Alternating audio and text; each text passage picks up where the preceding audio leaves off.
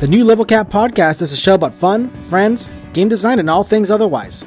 Your hosts are Marco DeSantos and Brad Telton of Level 99 Games. I'm Chris Solis, your producer, and without further ado, please enjoy the show.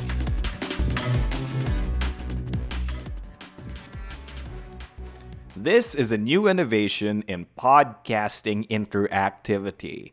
We are now giving you a very important choice. As you are listening to this podcast, we may ask you to perform certain actions so that you can change the story or your podcasting experience. In fact, we will give you a choice right now. You can either choose to continue listening or close your podcasting app and stop listening. We highly recommend you pick the first, but regardless, your decision matters.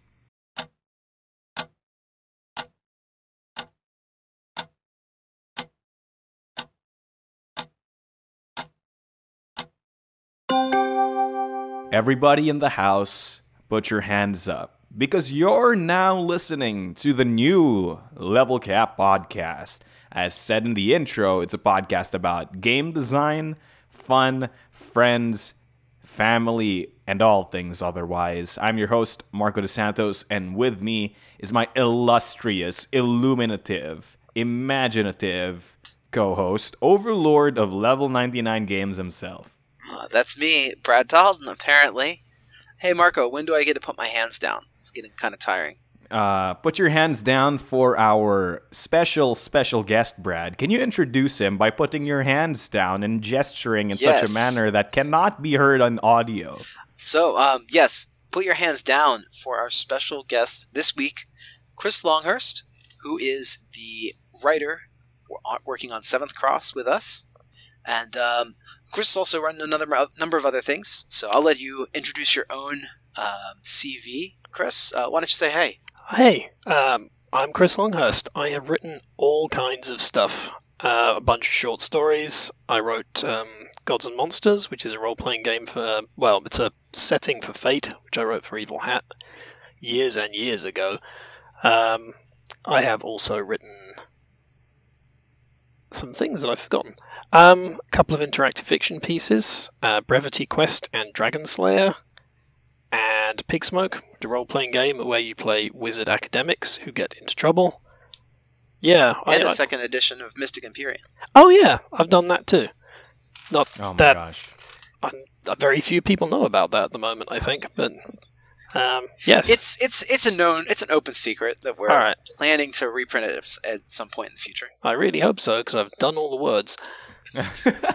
Hey, Chris, let's make you do all of this work and never publish it, just for fun. That's the worst. That's your hell. That's like your hell loop or whatever you constantly have. Yeah. To make a setting for a world that will never be published or read by anyone else.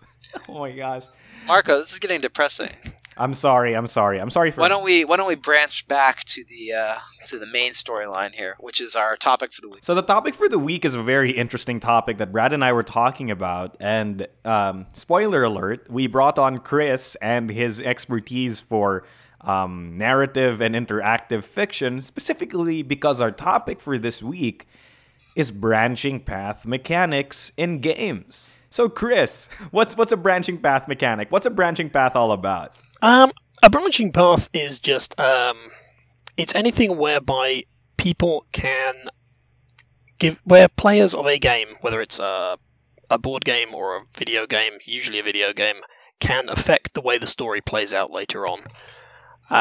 There are many different ways it can be done, whether it's like little changes or one choice at the end, which lets you separate, 2 or 3 different endings, or an accumulation of changes across the entire game. Yeah, you've got options. I think there's a specific thing that we have to make clear here in that it's not just about making a choice, right? It's about that choice excluding you from other choices or other aspects of the game or of the story. Yeah, if you can take each choice, it's not really a branching path. It's more of a just an open room with different objects you can interact with. Yeah. I think story is very important. When people talk about branching path games, they're always talking about storylines. Because you make a lot of choices when you play like Street Fighter or something, but mostly those aren't to do with storylines. Yeah. So it's just purely a narrative mechanic, or at least a mechanic that's going to heavily influence your. I think you kind of hit it, that it influences the game later. Yeah. Yes. That the choice we make now is going to be important later. You know, Clementine will remember that. That's what we think of when we think of a branching path. Mm-hmm.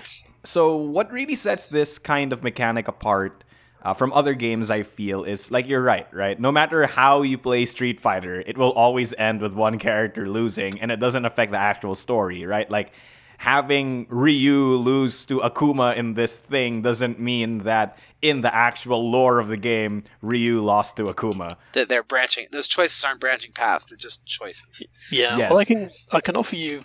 Years and years and years ago, I played Guilty Gear XX a lot, and there was a story mode in that which actually did branch. Not very much, but there was stuff like if you beat this person, you go on to like a final fight against someone else, whereas if you lose to them, you go to final fight against some other person.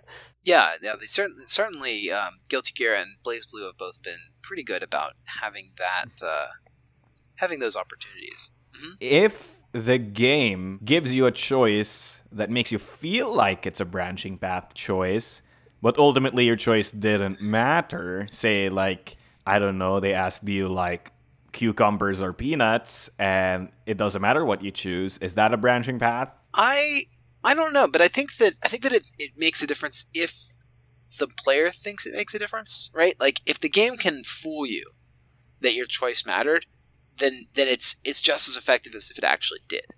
And I think that's especially true if you look at some of the branching path games, like maybe like Mass Effect, ones that have a much longer structure, and so they have to weave together to the main narrative more.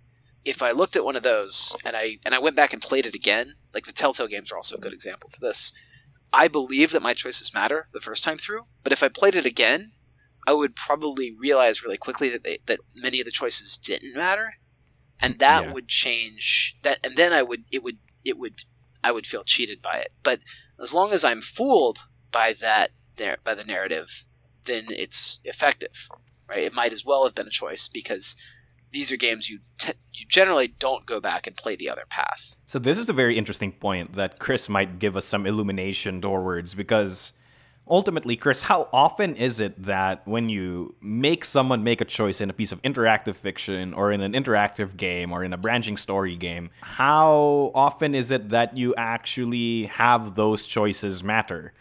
Is it more often the fact that like their small choice leads to like a small vignette, but then that's just it? It doesn't really affect the overall story, or like how do you determine that? That depends a lot on the design of the game and your intentions as a designer. But that said, there's a phrase I learned from the Fail Better Games blog, and they do Fallen London, Sunless Sea, Sunless Skies, that kind of stuff. The phrase I picked up from them was combinatorial explosion, which is where if you've got too many meaningful choices in your narrative, the number of things you have to think about later on in the game, it just goes all over the place.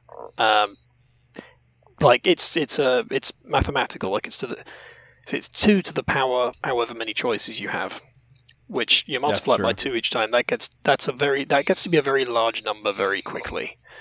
And that's assuming that it's just a binary choice, right? Yeah, if you have, say, 3 or 4 options, it just gets absurd. I learned this when I wrote Brevity Quest, because the end game of that thing is such a mess behind the scenes, I tell you. I made every mistake it's possible to make writing branching storylines on that thing. Oh my gosh. So a lot of the choices you'll make in most games are going to be minor because it's just not feasible to make everything matter. That said, you want at least some of the choices to matter, because as human beings, we like to think our decisions mean something. We like to think our choices matter. Oh no. You're making me like question myself again. Is this like an existential crisis? I have a philosophy degree. This is what I do. Oh my gosh, you do? Yeah, philosophy and politics. You're a philosophy and politics major? Oh no. I hate you already, Chris. I'm sorry. Yeah. If you're not into it, you're not into it. I enjoy it. I like it, but I should pick your brain about it later on. Definitely. Hey, Brad, did you know that everything is a prison, at least according to Michel Foucault? I did not. You're a prison. The system is a prison. School is a prison. Your house is a prison. Your clothes are a prison. Your body is a prison. Your mom. All right, let's move on. Your mom is a prison. Oh my gosh. Actually, no, your body's a wonderland. Okay, so we've gone through some examples of I'm sorry. Like I didn't know where you were going with that. I'm sorry. You just kept going. I don't. I'm sorry. Philosophy could use more of that. Oh my. All right. We've given some examples of games, right? Like Yeah. And prisons. Yeah, prisons. Games are prisons too. Given like stuff like Telltale, stuff like Mass Effect. But I want to talk more about our example and specifically why we brought Chris on.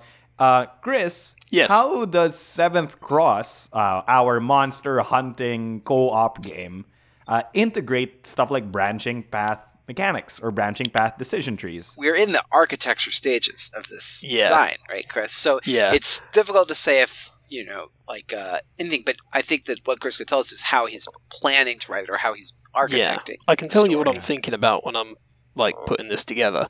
Definitely important. Also, TM, everything you're about to hear is TM level 99 games, and if you steal it, we'll sue you.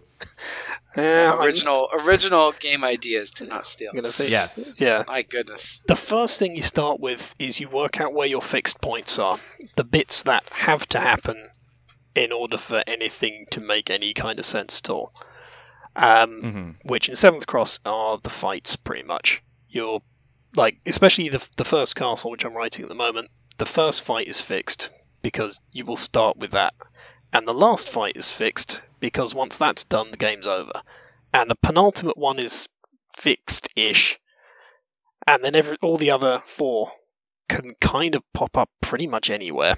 Once you've got your fixed points, because the important thing to do initially is narrow down space of possibilities that you're working with, so you actually have a manageable kind of realm to work in. And then once I've got that kind of through line from you fight your first boss to start with, then at some point you need to pick up all the bits to get to the second last boss, and then after that you can go straight to the last boss, and that's fine.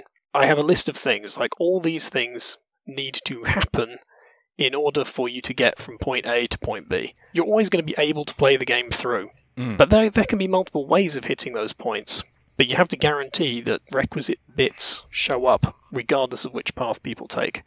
It sort of starts kind of, if you think of it like a lemon, you've got a point at each end and it just starts bulging out in the middle. And then they all diverge. They all converge, I mean. Yeah. I think it's called like branch and bottleneck if you're into interactive fiction theory, but I've always thought of it as lemon shaped because I thought of that term before I ever read any interactive fiction theory, and it stuck in my head. This is Chris's lemon theorem of game design. It's all about writing lemons, right, Chris? Yep. When life gives you lemons, you turn them into game theory. A lemon usually is euphemism for a dud. Oh, okay. Right. At least that's the American slang, right? That's all like right. when life gives you lemons, like life gives you junk or stuff that you don't want to eat a box of lemons. That's not great. Life is like a box of lemons. It's always a disappointment.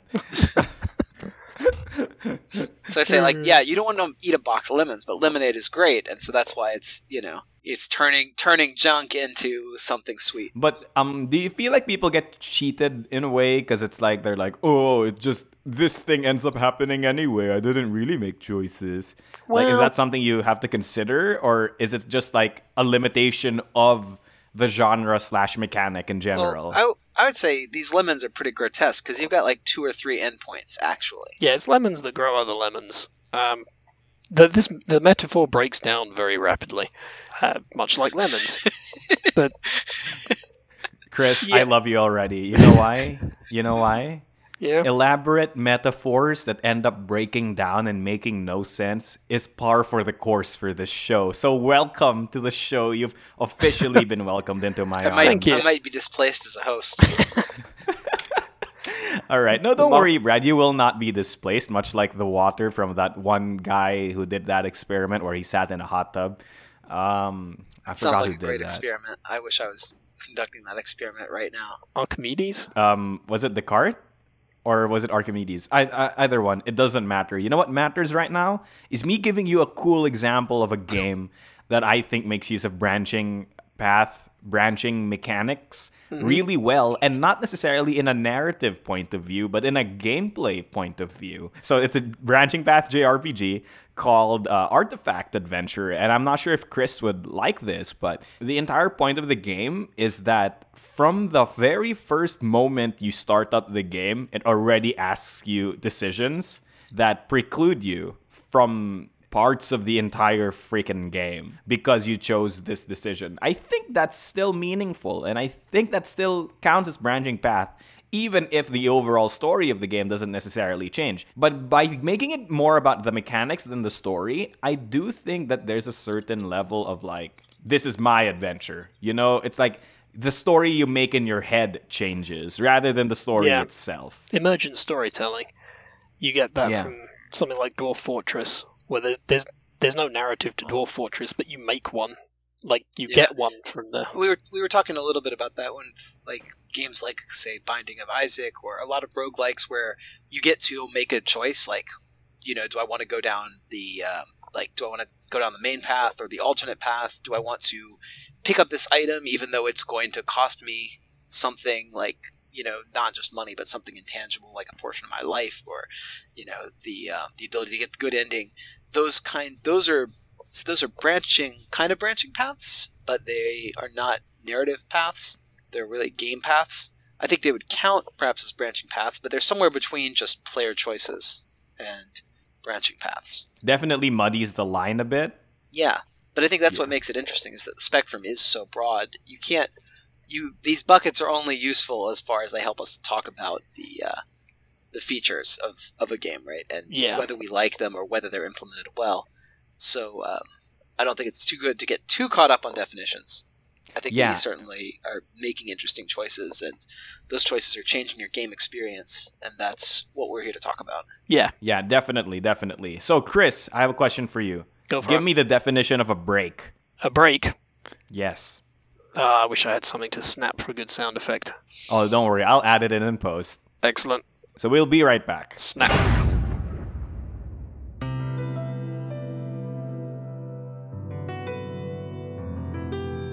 January 18th to 20th, Level 99 Games will be boothing at PAX South. Swing by our booth and get the latest in Millennium Blades and Exceed. Street Fighter Exceed is going to be released very soon. Come get your Street Fighter Ryu vs. Ken demo decks at PAX South. See you there.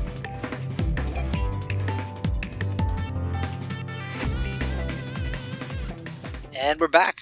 Half of our loved ones are gone. Yep, that was the snap. Yeah, we got snapped. Brad, Chris, it's time to talk about advantages and disadvantages or pitfalls in putting this in your game. Because this podcast is also about how those mechanics can be useful to you, you know, because just learning about them isn't that useful. You have to know how they can affect your game.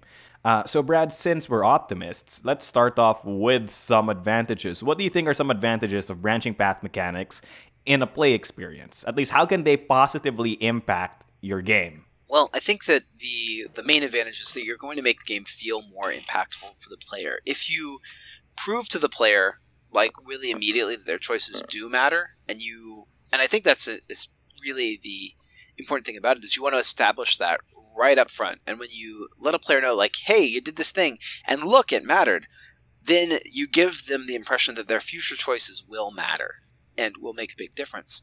And when you do that successfully, players will feel more connected to your story. They'll feel like it's their story, that they're crafting it, and it will also work to make more informed decisions. If the decisions have weight, and if they can't take them back, then they have to think carefully about each thing they do. And it's not so easy as, well, I'll reload if I don't like the result, or, oh, I'll just pick one. Who cares? They probably don't matter anyway. And I think that is, you know, that couples, like, you know, pairs completely with the disadvantages too. If you can't establish that, then players will immediately think, hey, my choices don't matter. I just have to do this chore of picking left or right and see what happens. Yeah. Yeah. They might Yeah. feel even more disconnected. So it's really, I think the advantages is that they can be done well, and the disadvantages is that they can be done poorly. I mean, like, I guess, right? But like, That can be true of any mechanic. that applies to every mechanic. Okay, That's so superior game design theory. I mean, indeed. Hey, look, here's the thing. It's true. It's true, right? It's true. Brad gave an entirely true and correct statement, and you can't fault him for that. It's true, right? Chris, any things do you feel that like positively impact the experience, even like in the story? Like, how can it positively impact your story, or is branching path mechanics more of a player experience thing? Because I assume like the writer not having the ability to direct the story makes storytelling worse. Not worse, more difficult. Like, it is a difficult thing to do well because you lose control of the pacing to a certain extent. And again, there are techniques you can use to regain control of that pacing, but the trade-off is between players sort of noticing it when you're pulling everything back onto the one path, and then because that feels like a very artificial experience. So you want to do that sparingly, but also that's your best tool for keeping control of the storyline as it unfolds. So it's kind of like wrangling kids back into a playpen, so to speak. Yeah, except you can't physically pick them up and move them. It's a little Groundhog Day, right? Where you make a change, but then you feel like the whole universe is kind of thwarting your change and pulling you back on track. You know, like it's like no matter what combination of events they do, you just can't get the girl, and that's sort of the plot of Groundhog Day. Like no matter what he tries, he gets thwarted, and it's like kind of the whole universe coordinating against you. Yeah, well, I think this is what it comes down to. Is people, I think I mentioned it before, but people like to feel their choices matter. And if you give them this choice, and then you show very clearly later on that actually doesn't matter, your choice was meaningless, that's a disappointment. So if you're going to give people choices, you need to kind of stick to that. Yeah. Not even stick to it, but you have to really like flash it in their face. Like, look, the thing you did back then now matters. Yeah. And if you don't reinforce that constantly, you can lose track. And I think we saw that in a lot of the Telltale games. You know, the first ones were really good and they really brought that out, and then in the later ones the cracks started to show through. We'd make a choice and it was really clear immediately that it didn't matter, or it would show up just in a little moment later on in the game and we're like, oh, that's all we really impacted was this tiny detail. Yeah. Wait, are there other positives that we're missing out here? Because I feel like, you know, you mentioned something really cool about emergent stories. And I feel like branching path mechanics can be a very, very good way to facilitate towards people making emergent stories. And that's a big positive in my opinion as well, because as a roguelike lover, I love roguelikes and I love hard games that kill you and force you to restart, right? It feels like you're able to actually interact with the world, or it feels like you're part of the world. It kind of captures, I feel, a little bit of that Dungeons and Dragons magic, where every decision you make in D&D actually matters, and you actually feel like you're part of the world because you can actually interact with it in such a way that changes it, right? That's not an experience that you get from, like, say, I don't know, Tales of Vesperia. Like, it doesn't matter what you do in Tales of Vesperia because the plot will always be the same. And I feel like it's very, very, very good for immersing your player in the world that you've built. Yeah, I think that there are reasons. I think we're talking advantages, disadvantages, and disadvantages. But what are the reasons you would use a branching path system as opposed to something else? So how can they lemon? How can branching path mechanics, or how can branching path mechanics implemented poorly or without forethought negatively impact a player experience? How can it make your game worse? Oh, there's an example I can think of straight away. Excuse me. Okay, can I spoil Fallout 3? Because it's the ending of Fallout 3. Spoiler warning for Fallout 3. Yeah. How old's that game? Like 10 years now? Yeah, I think everyone who's played Fallout 3 is has played it. The very ending of Fallout 3, you're stuck in this. You're asked to make a choice. I can't even remember what it is, but it's like, do you walk into the radiation chamber of death and save everybody, or do you? Who's the other person you can sacrifice? There's someone else you can sacrifice. You can send instead. in a companion who's with you. You couldn't do that in the original. That's the thing. Oh yeah. Or maybe you Okay. could, but because I remember because I was towing around this radiation immune super mutant, and I thought, oh, I'll just send him in because he's invulnerable. Like I picked him. You recruit him because he's invulnerable to radiation. But the game didn't register that in any way. Well, this was also the choice that kills all the super mutants, so maybe he just wasn't down with that. Maybe That's the choice: do I yeah. want to save all the super mutants or kill all of them? I think is the choice. I thought the choice of Fallout 3 was the one about do you die and save everybody, or do you let somebody else die and save everybody? Well, Okay, I so- think it's 2 levels, but Okay. No, it's wait, something like that. Wait. There are 2 Fallout 3s. Oh yeah. Yeah, there's Fallout 3 and Fallout 3 New Vegas, so maybe you two are conflating 2 different games. Maybe. Oh, maybe. But yeah, my basic point is that I was presented with a binary choice, and it failed to take into account the state of the game that I had, because I had an easy out literally standing next to me at the time. But I wasn't allowed to use that because the game wanted to jam in this choice, and that's a way you can put a badly implemented branch in, is when the branch is not sufficiently respectful of the game state up to that point. Brad, you know what this reminds me of? What's that? Old school adventure games. God, dang, I hate it.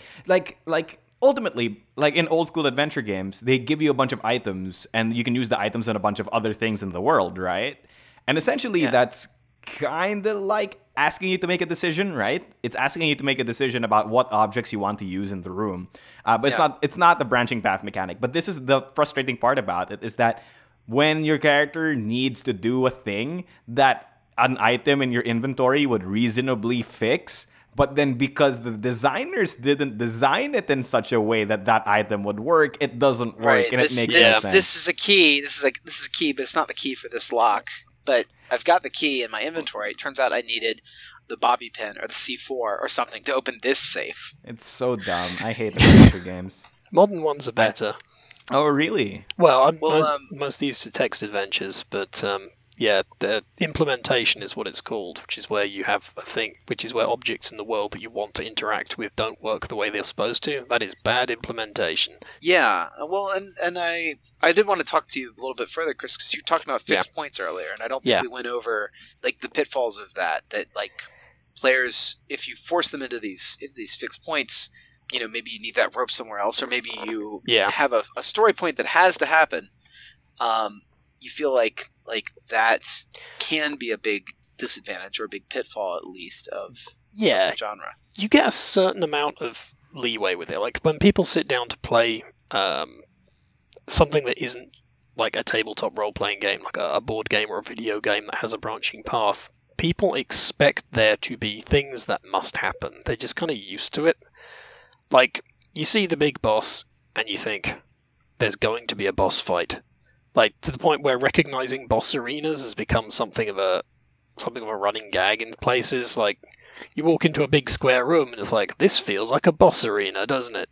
Or suddenly there's nothing in the arena, and then you start hearing ominous music. Yeah. Okay. I know. There was this great scene in The Messenger where you walk into the boss room, and you walk into the boss corridor. There's a corridor with 2 torches, and you're like, oh, the boss room's next. And then you talk to the guy, and he's like, oh no, this is the easy zone. You get a day off. There's no boss. And then you walk in the next room, and indeed, it's a boss room, but there's no boss, and you just walk out, and you're done with the zone. That's beautiful. I love it. And I think that's people's expectations that this sort of thing is going to happen is what makes it so good when that expectation is sort of subverted in some way. Like as a boss, but you can just talk them into standing down or something. I think one of my favorite moments in Mass Effect is you can actually talk down the first form of the final boss in Mass Effect if you have gone down appropriate story paths in that game. Oh, that's interesting. Yeah. And when I didn't have to fight the boss's first form, I was like, whoa, that's great. Yeah. Oh, that's a decision that matters, right? Hey, Chris, I have a question for you. Mm-hmm. You're talking about fixed points, and ultimately I feel like this brings me back towards what I feel is my big gripe with quote-unquote branching path mechanics, and is that ultimately the fixed points can make you feel like it doesn't matter what you do, right? Yeah, I mean, that's the disadvantage of having them, because people expect them, but at the same time, it comes down to, I think, as I said before, you've got to respect the choices that the player has made previously. So it's okay to have like fixed events, but if the player has previously done something that would make the event seem implausible, that's going to break suspension of disbelief. It's going to make people unhappy. I see. Yeah, I think a way you can really do this well is going back to like the Groundhog Day example. There are external forces in the world, and those forces are working to make their own things happen. So, if it gets to the point where, at 12 o'clock there's a bar fight and this person gets knocked out, well, if I specifically take them out of the bar, they don't get in the fight and they don't get knocked out. But if they, if that doesn't happen, then, or if I don't interact with that subplot just happens. The world is living and it is happening on its own schedule. And so having kind of a time mechanic to a game really does, minimizes a lot of that, because the fixed points are according to the wills of the other characters in the story, and your character is just one force exerted on the story. Whereas in a lot of the interactive fiction games, you are the only force acting on the story. Yeah. And so, in that sense, it's very hard to pull players back. But when you establish a world with other active forces, it's not so jarring that things get pulled on track. You know what's a good example of that, Brad? Yeah. Majora's Mask. Oh my gosh. Majora's Mask. Huh. Oh yeah, that's a really good one. I was going to say something different.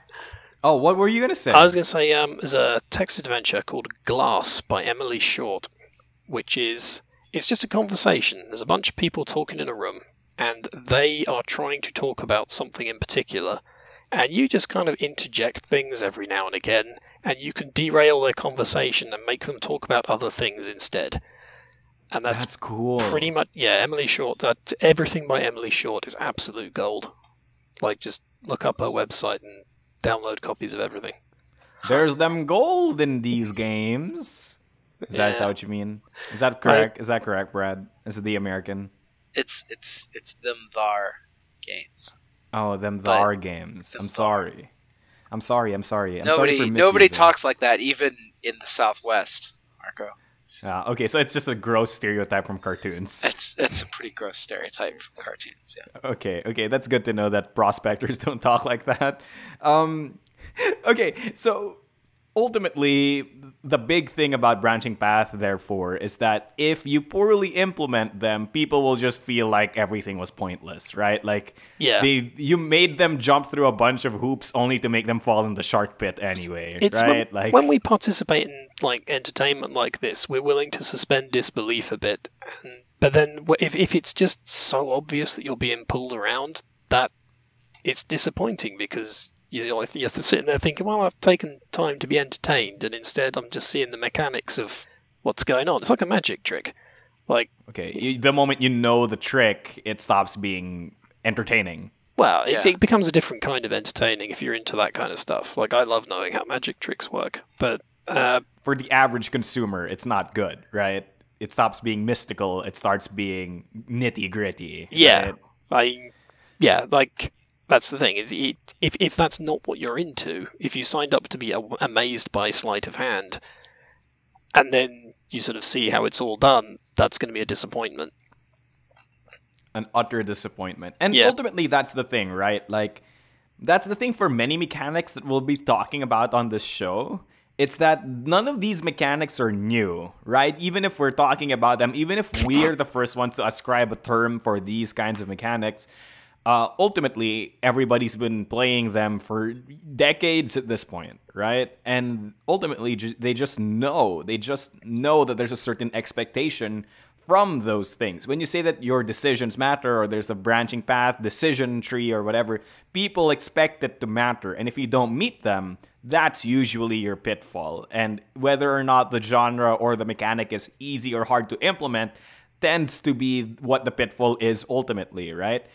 So Chris, how hard do you say implementing branching path mechanics are? Are they the hardest thing, or with enough planning you could make it easy? With enough planning, it's not that difficult, he says. You get a chance to test me on that. Yeah, I mean, you can go play Brevity Quest online for nothing. You can see just how badly someone can do it. But I didn't plan that. I just wrote it. Yeah, you have to think about it. You have to think about what you're doing. And in a game like Seventh Cross, to bring it back to what I'm working on for you lot, it's trickier because computers can track variables much more efficiently than you can with a board game. You can track way more variables, and you can check like 6 or 8 of them at a time. Whereas if you're, players don't want to sit there and pass their way through complex logic trees to work out what they should be doing next. They want to think, do you have this card? Yes, go here. No, go there. Is this person alive? Are they dead? If so, try this. Yeah, and it's nice if you have just an inherent way to like look at the table and say, oh, I can go here, I can't go here. I don't need to evaluate that. It's just I just don't have the right key that gets me there, or I don't have the person whose picture is here, and so that can't happen either. Yeah, you just get everything visually represented so that the players can look at it and go, okay, this will work, this won't work. Game-wise, I think we have a lot of cool innovations that will make it quick for players to parse the story. Yeah, I'm trying to restrain myself from adding like hundreds upon hundreds of variables to track. In fact, it's actually easier to restrain myself because I'm constrained by the constraints of the game itself. I can't just do what I did in Brevity Quest and just add a new variable for everything I want to track. That's bad design, by the way. Don't do that. That's bad design. Yeah, okay, that's good to know. You will go insanely I should make if you try a that sound kind of effect. I should make a sound effect that plays whenever somebody suggests something that's bad design, or whenever we mention something that's bad design. Like it should be something like that's bad design, or something like that. I'll do it. I'll insert it. The more you design poorly. Yeah. The more you design poorly. Oh my gosh. Okay, so as much as I would like to keep talking about decision-making mechanics, branching path mechanics, let's branch into the path that allows us to end this episode of the podcast. Thank you all so much for listening to this episode of the new Level Cap Podcast, a podcast about game design, fun, friends, and branching path mechanics that inevitably just meet at a fixed point and disappoint you. So, it has been me, your host, Marcus Santos. Is that your conclusion at the end of this podcast? We're now going to return to a fixed point and disappoint you with the end of the podcast? I mean, I'm always disappointed to end the podcast. I'm assuming people are having so much fun that they're sad it ends. Well, it's like we've said, people expect the podcast to end, so you have to deliver on that. That's true, but we should give them some kind of choice. Like, you can end the podcast now, and that'll be the end. Or you can choose to continue listening, in which case the podcast might not end ever. You get a different ending. That's true. That's true. Actually, we could have a good ending and a bad ending. Yeah. New podcast technology, okay? New podcast technology. If you're listening to this episode, you could keep playing it and have us end the podcast. But on your podcasting app, there is now a magical button that if you press it, will bring you back to the start of the podcast. And that's just the new podcast innovation. If you want this podcast to never end, that's your choice. So as usual, that's been me, your host, Marcus Santos, also known as Mechanic Critic. And with me has been my illustrious, illuminative, amazing co-host, Brad Talton. And with us both, again, has been our very special guest, writer extraordinaire, Chris Longhurst. Thank you for having me. Oh my gosh, we were so happy to have you on, Chris. And we were so happy that you were listening, dear listener. And if you did like this show, please, please, please leave us a review on iTunes and all of the podcasting apps that you listen to us to. Give us a comment. And of course, if you love it, share it with a friend. If you hate it, share it with a frenemy. Thank you, World of Indians. Thank you, and good night. Happy gaming. The new Level Cap Podcast is produced by Level 99 Games. Join us next Wednesday for more design talk and shenanigans. This has been Chris Solis, and thank you for listening.